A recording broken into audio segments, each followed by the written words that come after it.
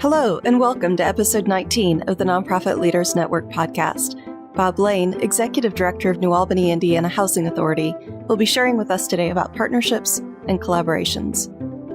Welcome to the Nonprofit Leaders Network podcast, where your host, KIRSTEN Bullock, interviews nonprofit CEOs and executive directors to share what's working. This podcast is produced every 2 weeks, and show notes are found at www.nonprofitleadersnetwork.com. Come back often, and feel free to add the podcast to your favorite RSS feed or iTunes. Any links we talk about will be listed in the show notes. Now, let's get on with the show. Hello, and welcome back. I'm fairly new to the Southern Indiana area, so this year I'm going through this program called Leadership Southern Indiana to get to know the area better. And in December, the theme of the day was collaboration. When Bob Lane started talking about all of the collaborations that he'd instigated and was a part of, I knew that he was somebody that I wanted to introduce you to. So when I mentioned it to him, he was excited to be able to help. So thank you again, Bob, for agreeing to come on the show. You're certainly welcome. You can read Bob's full bio on the podcast page at www.nonprofitleadersnetwork.com, but I will mention a couple of highlights. Bob Lane has been the Executive Director of the New Albany and Indiana Housing Authority since 2001. He has a diverse background ranging from coaching sports on the college level to public parks and recreation management before he entered the affordable housing field. Bob credits his professional success to the outstanding people he has the opportunity to work with every day, and as a leader of the team, guess who gets to choose those outstanding people he gets to work with? His message is simple. Try to help as many people as you can every day. Bob, to help us get started, could you just share a few words about the New Albany Housing Authority so that our listeners have an idea of the type of organization that it is? I'd be happy to. And thanks again for interviewing me today and also giving me the opportunity to speak with your listeners. We're a housing authority that started in the middle 30s, about 1937, and we have 1,082 public housing units in a community of about 37,000 directly across from Louisville, Kentucky. We also have 408 Section 8 vouchers, and at any given time, we serve about 2,100 residents. And a lot of those residents, that includes about 45% of our residents that are under 18. And our population moves around a lot. Our population has a lot of need. We are affordable housing. We're the biggest affordable housing, public housing unit here in the southeast part of Indiana. And we're trying to find out ways all the time to serve our population. Our funding comes from two sources, one being the federal government with the subsidy that they give us to so that we can house people, what I call the bricks and mortar. And then the other money that we receive is from rent. And we need to partner with other agencies to do other services that help our residents. Great. And I love that you look to collaborations and partnerships to help, because there's so much need. You're right. And by bringing in other people, it certainly helps you do what you do better.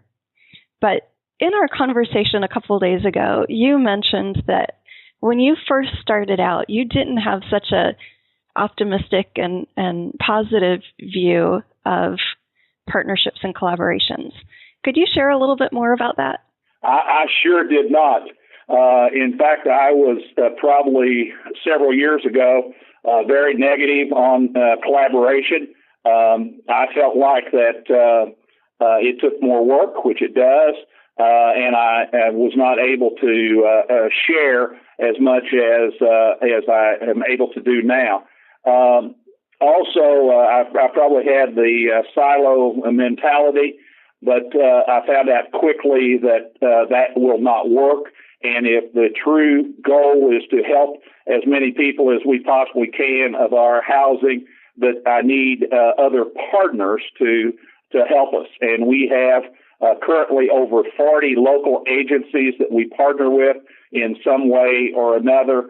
that helps us to serve our residents and providing them all kinds of different services. Fantastic. So what do you see now as some of the benefits that come from that collaboration, in addition, of course, to helping your residents? The benefits now are providing those services that we can't provide. We have some agencies, for example, Hope Southern Indiana is a faith-based organization that in fact, is on our property. They help a lot of our residents, also Salvation Army, St. Vincent de Paul. And those folks, if we provide the housing, they're able to provide wraparound services that help our residents to succeed and stay in housing. A lot of the folks that we house are very vulnerable. Their wages are not, they work in the service industry in our community. Their wages are not very high, and they need a lot of services. So collaboration is the way that we get that sort of thing done. That's through sometimes workshops. It's sometimes paying utilities for folks, giving them food, clothing. We've been very successful with a adult education program that is on our site. They even have a teacher on our site. We have a computer lab at our family self-sufficiency, and always have people in there that are working on their GED, because we feel like that the only two ways out of poverty is education and or skills. So we need these other partners to help us with this, because our particular role is more of keeping a roof over someone's head and their family. Right. But you see your mission is deeper than that, is really helping folks move out of poverty, out of the housing that you provide, and into other housing. Is that a safe statement to say? Yes, we certainly do. One of our factors that we take a lot of pride in is over the last several years, we've had 32 families that have moved out of public housing in our community or our Section 8 housing and own their own home. And we're extremely proud of the fact that out of those 32 families that have broken the clause of poverty on their family, we've had 0 defaults. And that would not have happened without a lot of other partnership, without collaboration and partnership with other agencies. And we need the services that other agencies provide. When we're looking for an agency to work with, we just don't accept whoever contacts us or we contact. We do a lot of research to find out the professionalism and the quality of the program that they provide, because we want to partner with that type of organization. And then I did a lot of research and passed on with Stephen Covey, and we want these partnerships to be a win-win, or not get involved in the partnership to make that happen. Great. So you're looking for quality programs. You're looking for that win-win kind of partnership. What's a good example of a collaboration that you've engaged in that you think has had one of the biggest impacts on the families that you serve? Well, as I mentioned, the GED program is tremendous. Also, we work with other folks on credit counseling, because a lot of folks that we work with have credit problems and that sort of thing. We've done some things with banks on financial literacy. And I want to emphasize the fact that you have to carefully select your partners. I want to also say that to collaborate is more work, but there are greater rewards for the people that you serve by doing that sort of thing. And our partners know that we're willing to have skin in the game when we are establishing these partnerships, and we expect them to do the same thing. Mm-hmm. So that skin in the game that you talk about that you're providing on your side, what does that look like? What does that include? Well, skin can be either, it could be money or resources or time that people would spend with our residents. Also, we do a lot of things with our partners of if they need a particular place for an office or a place to see our residents, we provide those types of things. Also, when we're doing professional trainings and it is something that might help them, we include them in giving them the opportunity to train their staff. We go out to these particular agencies and tell them more about what is going on in the housing, what the rules are, and that sort of thing. So we're always looking to do more of that. We have received 2 national awards on our partnership with a regional campus of Indiana University called Indiana University Southeast in New Albany with their nursing program. And in that program, we have done some education for our seniors to provide health screenings and also to provide healthier choices for them. We received national honors on that, and then also the GED program received national honors on that, working with workforce development and in Region 10 to educate our folks so that they have the opportunity to get jobs and better jobs. And for those people who can move out of public housing, we encourage them to move and to get in our family self-sufficiency program, have training and skills, offer them to get better jobs so that they can get out of our particular housing and go to market rate, or for those who want to and can, even somewhere down the road, even purchase their own home. And we're very proud of that. We have a very mobile society in our public housing that they stay with us less than 4 years on the average, and that even includes some of our senior citizens that have been here a long time. So the population is moving a lot, and we have to have a lot of partners to make contact with folks and to try to help them in their journey to become more self-sufficient. Mm-hmm. So some of the things that you provide the help with are things that cost maybe time, space, but things like space, it's there. So if it's not being used for something else, it doesn't cost a whole bunch. The trainings, making those opening those up to the community, you're doing them anyway, so adding a few seats in the back. It sounds like there's a lot of really easy things that don't take a whole bunch of time that can add value to a partnership.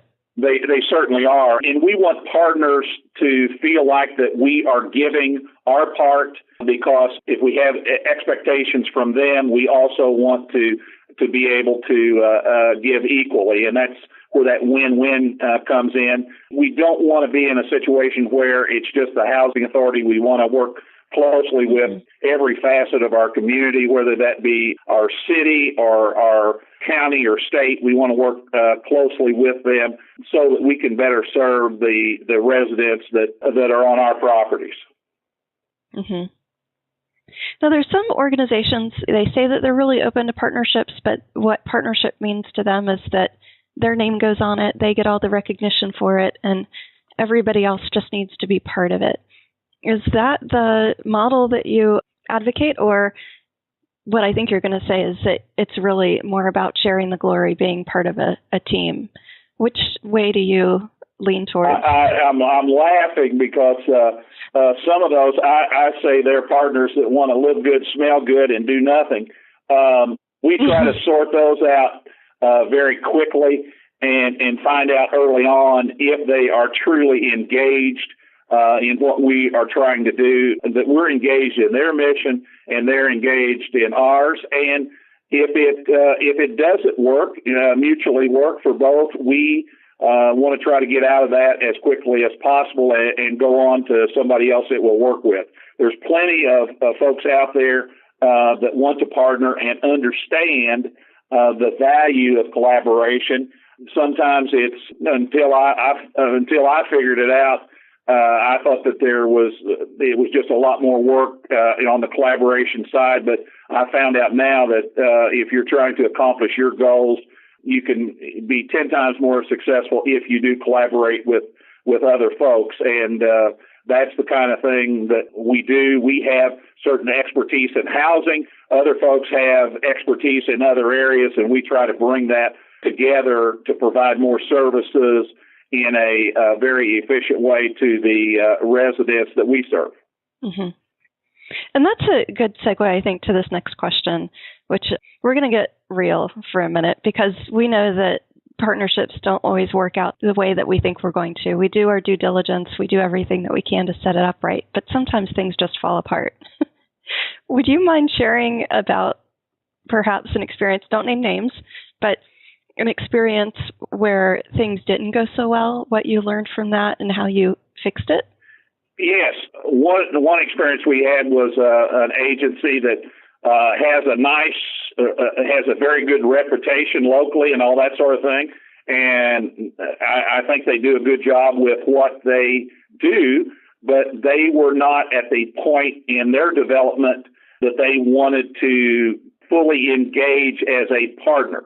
And when that happened, and as that was happening, and as we were seeing that happen, that they were not coming through with their share of help on this particular situation we were into together, then we decided and sat down as our staff and said, this is not working. So contacted them and told them that we were going to be moving on into a different direction and that sort of thing. And I truly respect the agency. It's just that they do not have, in my opinion, the maturity yet to understand what collaboration is and what it could mean for them and their agency. And it's just something that didn't work out. And I'm not going to say that every collaboration is going to work out. It's not. People think different, and they have different goals and needs and wants as they go through. You even have that with your staff, because I believe you have the two types of collaboration, both internal and external, and sometimes it takes a while to